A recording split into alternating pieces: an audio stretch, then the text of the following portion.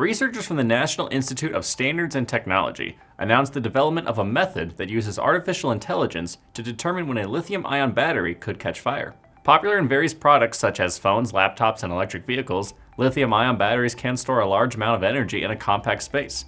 However, they pose a safety risk as they can catch fire or explode if they overheat.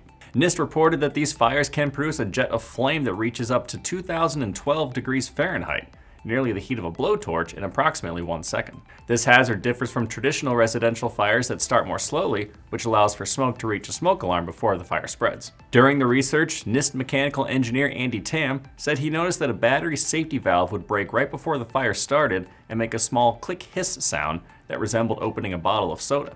Lithium-ion battery manufacturers designed this safety valve to break when internal pressure builds up and can no longer expand due to the battery's hard casing. Tam and his colleague Anthony Putorti then found they could use AI to train a machine learning algorithm to identify the specific sound.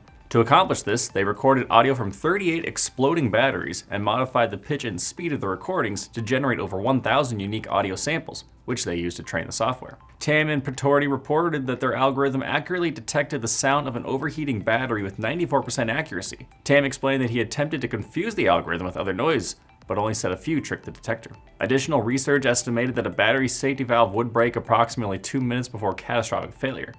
Tam and Putorti applied for a patent and hope to verify this warning time with further experiments on a range of batteries.